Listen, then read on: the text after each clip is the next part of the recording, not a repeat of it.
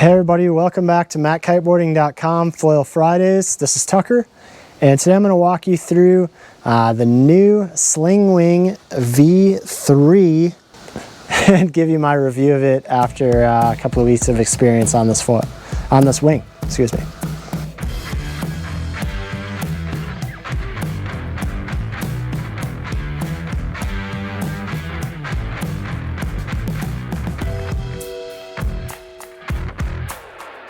What do I think of the V3 after riding it for a few weeks? I'm really excited about it, guys. I'm gonna nitpick on a few things with this wing like I always do, but let me tell you, this is one of the best wings in the market for somebody that doesn't have a specific riding style. So if you want to jump, you want to free ride, you want to ride light wind, you want to ride waves, this will do it all. It does it all pretty darn well, and really, you know, impressive in terms of a total product, price versus performance versus durability. It's really hard to beat the V3. The new additions, I'm really excited about it. It's great to see them take it kind of to the next level and progress the design, not just produce the same thing year after year with a different color. So the new leading edge baton here was a cool addition. You know, the totally new design, new shape. You know, the V2, I would say, is pretty surf oriented. It was really happy to be riding in powered conditions, but maybe not quite as much on underpowered conditions, at least not compared to the V3. The V3 has a ton of grunt. One of the reasons I chose the 5.5 meter size for demo was because I rode the 5.4 version too a lot. I'm really well acquainted with that wing. So the 5.5 as a comparison was the easiest decision really, and compared the 5.5 to the 5.4, the 5.5 is notably more powerful, and it's not just a 0.1 meter in canopy size that's making that change. I would say this wing flies at least a ½ meter more powerful than the V2, maybe as much as like 3/4. You know, in terms of size. It is very powerful. I would say it has a lot of lift. So it wants to pull you up, it wants to give you lift. That's great for starting in light winds. That's great for new riders. It's also really great for jumping. If you're looking to get maximum loft and have a nice, you know, kind of parachute down, that lofty, lifty feeling wing is exactly what you want. In terms of forward momentum, it's kind of middle of the road. You know, it creates a good amount of speed, it creates good forward momentum, but it's not one of those wings that's really just creating rocket speed right off the get-go, off apparent wind. It's creating forward momentum but also lift, so it's a good balance. All right, so got those Slingshot Kevlar bumpers, which is cool if you're snow winging or skating. Really durable. Also, just if you have a nasty beach, good for that. As I mentioned, the wrist cuff is awesome. It's the only one I found that works well with my wrist size with thick wetsuits on, so good job, Slingshot.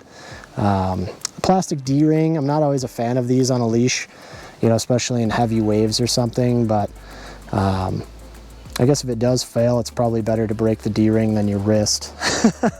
So maybe I'm overthinking that, but I do tend to prefer one without that plastic connection in serious conditions. So that's that. In terms of the handles, like these here, you can see how long they are. I mean, these things are, man, probably 24, 25 inches long on the front and the back. For me, they're a little bit long for my liking. I don't have a lot of need to have my hand this far up the boom in this design. So if they would have cut it short, I think there would have been a little less slop in the handle. When you're powered, it's not something you really notice because it sort of bridles out on you and it keeps it tight.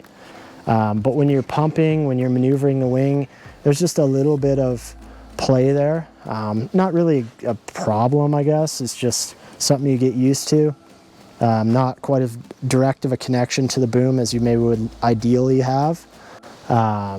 One thing I thought about that. It was like, why would they make it so long? One reason that could be a positive thing, having a nice long one that comes almost to the leading edge like this, it's a real easy transition from the surf handle, from the front handle, where your leash is here, to here. So when you're first getting started, or if you're quickly transitioning from surf to a wing riding position, having a longer handle, especially one that pushes so far forward like this, is really going to help you out.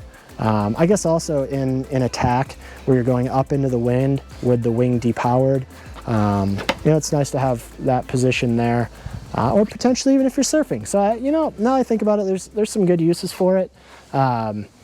I really couldn't tell you if I would change it, I guess, unless I had one that had it changed. But I guess, you know, it's really nice. It didn't bother me too much. It's just something that's to note, I guess, on the handles. For me personally, I always really like isolated inflation. So you can pump up the boom and the leading edge separately. You can kind of do that with this one because it has the shutoff valve. So if you wanted to have the boom higher and the leading edge lower inflation, you could just pump up the whole wing to the higher inflation, clamp it off, dump a little pressure off the leading edge. You know, if you're really pushing the high end limit, you want a little softer leading edge to help absorb the gust. So it's just a bit of a runaround. And they have the pinch off, you know, on the inflation, the one pump hose here. So you can still isolate the bladder for safety, which is the most important part of that. But just me nitpicking on it, you know, there's valve, dump valve, elbow, you know, just to sort of simplify the bladder and just the whole layout. I guess I personally would have liked to just see 2 different inflation valves, but again, that's just me nitpicking here, trying to find something negative to talk about in an otherwise phenomenal wing. So yeah, super stoked on that. Let me see if I can grab the backpack here. It's hiding on me. All right, so this is the backpack, real lightweight ripstop type backpack. It's almost like a backpack crossed with a stuff sack. It's got the little cinch straps on the side, nice backpack straps. So a really nice bag. I mean, super lightweight, perfect for travel. You know, you can bring a nice backpack without adding a bunch of weight to your package, especially if you're bringing multiple wings. Allows you to cinch it down, make it real small when you're packing it up, traveling with it, or just throwing it in the car and want more space. So super stoked. Can't really say enough good about this wing. Who is it best for? I would answer it in this way. It's definitely best for somebody that wants to do it all. If you are a more pinpoint one style rider, I would say it's best for the jumping crowd. With all that lift and power, it's really phenomenal, especially if you're on an advanced level, you're ready to go huge and do the biggest tricks and the biggest airs. This is gonna allow for that. I mean, as some of their team rider footage would indicate. In terms of surf performance, it's good, it's not exceptional. I would say it's maybe a little bit heavy in the surf, especially in really light winds. But again, I'm very picky in the surf. We have challenging conditions here in the surf and the way our wind is. So, you know, not something I would hate riding, but if I was only riding surf, it probably wouldn't be at the top of my list. So yeah, that's the Slingwing V3. Really excited about it. Let us know if you have any questions in the comment section below. If you'd like to buy one or have more questions, you can always reach out via email, phone number, website, live chat, and we'll be sure to help you out. This has been Tucker with MattKiteboarding.com, and we'll see you next time.